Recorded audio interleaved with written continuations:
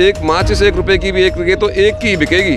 और कितना बड़ा घोटाला, पेंट रेट होता है, प्राइस रेट 800 रुपये, जबकि दुकानदार को मिलता है वो 200 रुपये में, फिर भी वो उद्योगपति कमा रहा है। इतना बड़ा घोटाला हमारे दवाइयों को लेकर, खाद बीज को लेकर, कहाँ तक ऐसे कब चलेगा। जिस दिन राम इनसे बदला लेगा, हम देख रहे हैं, अभी देर सवेर हो जाती है उसके, उसमें बाकी अंधेर नहीं है उनके न्याय में। होगा जो 3 पहले जो वार्तालाप हुई थी, चौथे लेवल की जो आज सुबह वार्तालाप हुई है, उसके हिसाब से उन्होंने कुछ फसलों पे और एमएसपी का कमिटमेंट किया है, जुबान दी है। अगर सरकार उस पर खरी उतरती है और हमारे जो सारे किसान संगठन और किसान भाई उसके हिसाब से संतुष्ट होंगे तो हम लोग वापस आ जाएंगे, नहीं तो जी ये लड़ाई है लंबी लड़ी जाएगी जब तक कि सरकार हमारी इन सारी मांगों को नहीं मांगती। ऊपर से जिस तरीके से आप बात कर रहे हो और मीडिया रिपोर्ट कहती है कि जो किसान हैं वो देश की जीडीपी का जो है 95% हिस्सा मांग रहे हैं, तो ऐसे में कैसे दे दिया जाए उन्हें? क्या है असलियत? देखो, किसान जो है वो अन्नदाता है। यहाँ पे हिंदुस्तान के अंदर 150 करोड़ की पॉपुलेशन है, आदमी है। आदमियों से अलग जीव जंतु हो और सारे जो भी प्रजाति है धरती पे है, उसको जो अन्न देने वाला है वो सरकार, जो किसान ही है। किसान का तो कुछ ही पार्ट जाता है मंडियों के अंदर। अगर आप अब देखोगे, आधी जो फसल है उसको तो पशु और पक्षी खा जाते हैं। उसके बाद भी देने के नाम पे सरकार तो अपना हक जो किसान तो अपना हक मांग रहा है सरकार से। जब सरकार इतना बड़ा जो योगदान देती है बिजनेसमैन को, बहुत बड़ा कर्ज दे देती है और उसको फिर पूरा माफ़ भी कर देती है, तो सरकार को वही जो धन है थोड़ा सा उसका कुछ हिस्सा किसान को देने में क्या बुराई है। कोई भी जो बिजनेसमैन है वो अपना प्रोडक्ट बनाता है, अपने हिसाब से मार्केटिंग करता है, अपने हिसाब से उसका प्राइस रखता है बेचने के लिए, जबकि किसान को इस तरह की कोई भी अनुमति नहीं है। अगर किसान चाहे तो 1 साल के लिए किसी फसल को स्टोर कर ले, अगर 1 साल के लिए स्टोर कर लिया तो हमारी हर फसल 3 से 4 गुना पे बेची जाएगी। आपने देखा होगा 4-5 साल पहले प्याज के जो रेट इतने बड़े थे कि उसकी चक्कर में सरकारें गिर गई थी। तो देखो, ये तो जो सरकार है पूरी जाति कर रही है हमारे किसान भाइयों के साथ। इन्होंने वादा किया था कि 2 करोड़ से ज़्यादा रोज़गार देंगे हर साल के हिसाब से। ये अपना डेटा दिखा दें खोल के कि कितने लाख इन्होंने दिए। 2 करोड़ तो बहुत बड़ा नंबर रहता है। अब किसानों के लिए भी इन्होंने जुबान की थी कि जो किसान की जो आय है 2 गुनी कर दी जाएगी। अगर उन्होंने 10% भी बढ़ाई हो तो उसका डेटा दिखा दें। तो किसान तो देखो राजनीति कर रही है राम मंदिर के नाम पे। राम तो हमारे बहुत पहले है, बीजेपी का तो जन्म ये भी कुछ दिन पहले हुआ है। तो राम तो हम कितने हज़ारों वर्षों से हर घर में पूजा होती है। जब से हमने जन्म लिया है, हमारे बच्चों ने, दादाओं ने, बाबाओं ने जन्म लिया, तब से युगों से उनकी पूजा हुई है। ये तो सिर्फ राजनीति कर रहे हैं धर्म के नाम पे। कहता है राम नाम पर वोट देंगे, तो क्या किसान अपने किसानी के हक के नाम पर वोट देंगे या फिर राम नाम पर? किसान मांगते हैं विकास, किसान मांगता है रोज़गार। किसान कहता है कि हमारी जो एमएसपी है उसका वादा किया उसको बढ़ा के दिखाओ। किसान कहता है कि जो तुमने वादे किए थे दोगुनी कर दी जाएगी किसान की आय, उसके डेटा दिखा दो। नहीं है तो भैया सरकार फिर तो बदलाव होगा ही होगा। तो आपकी लड़ाई मोदी से है या फिर सरकार से? हमारी सरकार से है। मोदी उसका हिस्सा है वो अलग बात है, लेकिन हमारी जो लड़ाई है बीजेपी सरकार से है। अभी आप लोग एक गाना चलाते हो, जब आप कहीं भी आप रैली निकालते हो एक गाना चलाते हो, मोदी जी थारी तोप खड़े हम दिल्ली आगे।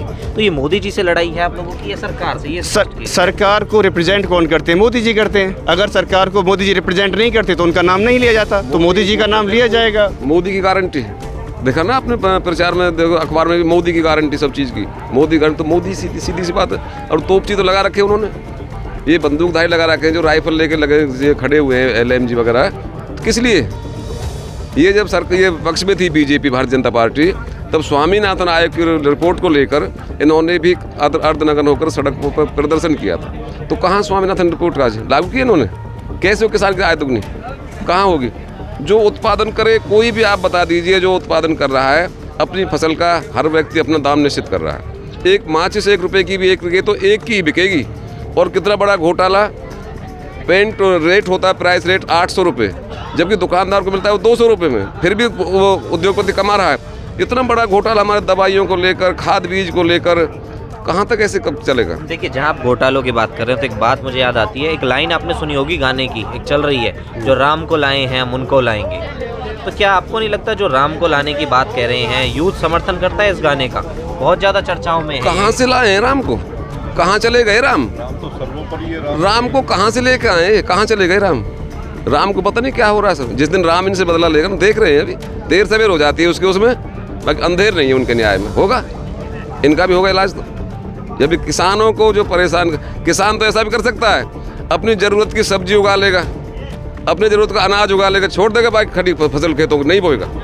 कहाँ से देंगे फिर बाकी जो दे रहे हैं? हम 80 करोड़ लोगों को भोजन दे रहे हैं। हम तो 1 साल 2 साल व्रत उपवास भी रख लेंगे एक 2 दिन, अब भी हफ्ते में कई दिन उपवासों में निकलते हैं हमारे, तो हम तो अपनी ज़रूरत की फसल बोलेंगे, अपनी ज़रूरत की सब्जी बोलेंगे। किसी भाई के 10 रुपये तो उसका टाइम दे देंगे भैया और रुक जाता। तो अब देखेंगे तो सरकार जब कहाँ से करेगी, कितना मंगाएगी बाहर से, कहाँ तक मंगाएगी। तो अभी किसानों से ये धैर्य परीक्षा ना ले, किसान की दाई बहादुर कौम कोई नहीं है। हम सभी किसानों से किसी भी जाति का, किसी भी धर्म का, किसी भी वर्ग का है जो खेती कार्य कर रहा है, हमारा उनसे यही अपील है, किसान बन के संगठित होकर अपने अधिकारों की लड़ाई लड़ो, तभी हमारी जीत संभव है। वरना ऐसी सरकार से हमें कोई उम्मीद नहीं लग रही कि हमारी किसी मांग को। बिजली बिल आ रहा है, बिजली अधिनियम, जिसमें रिचार्ज से बिजली आएगी, उसके 30-35 हज़ार का ट्यूबवेल का बिल आएगा, उसकी भी हमारी खास मांग है। हमारे 750 किसान शहीद हुए। एक जो गृह राज्य मंत्री है वो टैनी जो लखीमपुर खीरी से है, बलपूर्वक उसके लड़के ने हमारे 4 किसानों को चल दिया, आज भी वो सरकार मंत्री बने बैठे, कहाँ है न्याय। तो जब तक हमारी किसान संगठन, हमारे जैसे भी कोई हमारी आवाज़ आएगी, हम सब मजबूत है। हरियाणा से भी जाएंगे, पंजाब से भी जाएंगे, राजस्थान से भी आएंगे, सब जगह से। कोई किसी का हमें आतंकवादी कहे या और कुछ कहे, हमें इन बात से कोई फर्क नहीं पड़ता। नहीं देखिए, और बात करते हैं जी। क्या नाम है आपका? अख्तर, एक सरपंच अटेरना से। एक सरपंच। सरपंच साहब ये बताइए, देखिए पिछली बार का जो किसान आंदोलन था और इस बार का जो किसान आंदोलन जो दिल्ली में चल रहा है, तो ऐसे में इसमें बहुत सारी चीज़ें जो हैं अलग हैं, क्योंकि पिछली बार जो है सरकार इस तरीके से कदम नहीं उठा रही थी, सरकार कहीं ना कहीं चेताई हुई नहीं थी, लेकिन इस बार सरकार ने पहले ही पुख्ता प्रबंध कर दिए हैं। दिल्ली आने से किसानों को रोका जा रहा है, बॉर्डर पर कीलें लगा दी गई हैं, आंसू गैस के गोले दागे जा रहे हैं, और कहीं ना कहीं कि रात्रि के समय स्पेशल टारगेट जो है मीडिया रिपोर्ट्स बताती हैं कि किसानों को वहाँ पर किया जा रहा है। तो आपको क्या लगता है कि किस तरीके की प्लानिंग है, क्या चाहती है सरकार? सरकार किसान तो पहले किसानों का जो वो था, आंदोलन था, वो अपनी हक की लड़ाई लड़ रहे थे, लेकिन सरकार ने किसानों को उनका हक नहीं दिया। लेकिन अब सरकार से ज़्यादा चतुर किसान हो गया है, हर तरीक़ा से अपने हथकंडे अपनाएगा, दिल्ली भी जाएगा, अपनी मांगों को भी मनवाएगा। और ये बीजेपी सरकार है, मान लिया हमने, सिर्फ एक धर्म की राजनीति कर रही है। इनको एक धर्म को टारगेट करना, राजनीति पे आना और ऊपर बन के बैठ जाना, किसानों की तरफ कोई सोच नहीं है। किसान हर तरीक़ा से मजबूत है और किसान अपनी हक की लड़ाई इसी तरीक़ा से लड़ता रहेगा जब तक किसानों की हकों को सरकार नहीं देगी। अब हमारा ये देख लो, धरना 22 की, हम सरकार से कोई भीख नहीं मांग रहे। 3 मई 2022 को सीएम साहब ने इस मोहना उतार चढ़ाव की घोषणा की थी, लेकिन सब अनदेखी है। अपने स्वार्थ सीधे कर लिए, किसान जाओ कुएं भाड़ में। लेकिन किसान भी इस तरीक़ा से मजबूत है कि अपनी सारी लड़ाई को इसी तरीक़ा से लड़ता रहेगा। हमारे मोहना का जब तक उतार चढ़ाव बन नहीं जाएगा, तब तक हम भी इसी तरीक़ा से अड़े रहेंगे।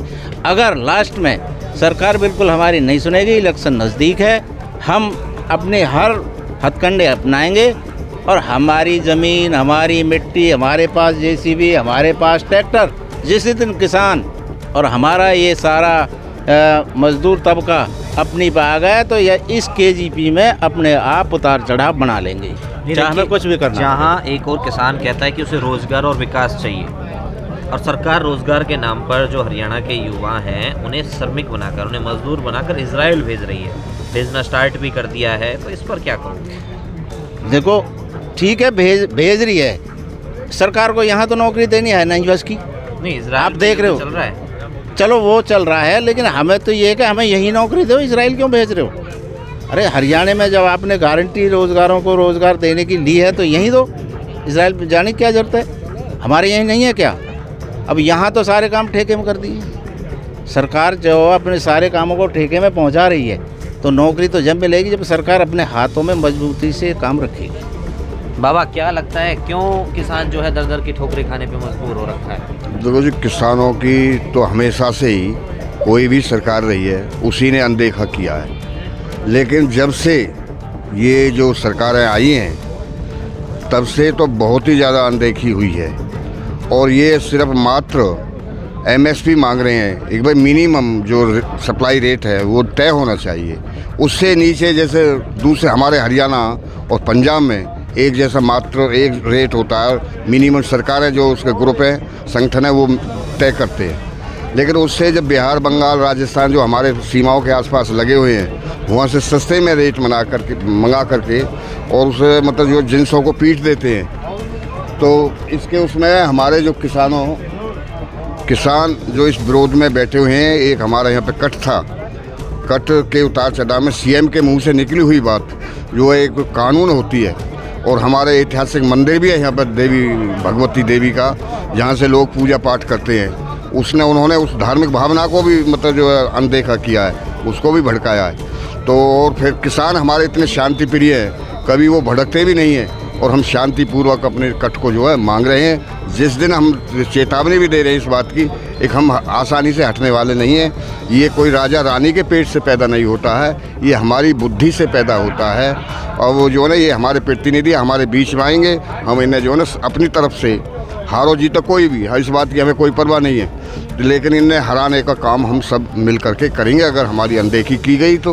क्योंकि विधि विधान में वही हमारे जो प्रधानमंत्री को सीएम को होती है, जो सीएम की घोषणा है, तो इसलिए जो democracy is the government to the people for the people by the people, तो उसका अनदेखा करना तो एक तानाशाही की प्रवृत्ति है, और ये जुमलेबाजों की जो ज़्यादातर सरकार है, इसलिए हमें संभव तो कह देते हैं हो सब, लेकिन हर चीज़ अभी असंभव हो गई है। कोई भी चीज़ इन्होंने अभी तक 4 महीना, मेरे एक सारे किसान साथी बैठे हुए हैं, मैं भी किसानों में थोड़ा थोड़ा काम किया है नाम मात्र का, तो ये कितने दुखी है सर्दी में, गर्मी में, बारिश में, और यहाँ बैठे हुए हैं सब मतलब जो औलाद वाले लोग हैं, संतान है इनकी, सबके पीछे काम है, लेकिन यहाँ बैठे हैं अब वैसे ही बेरोज़गार होते हुए सब। तो ये सरकार को सोचना चाहिए इसके बारे में। एक तुम सदा नहीं रहोगे, हमारे भी किसान कभी ना मुड़ेंगे ना झुकेंगे। ये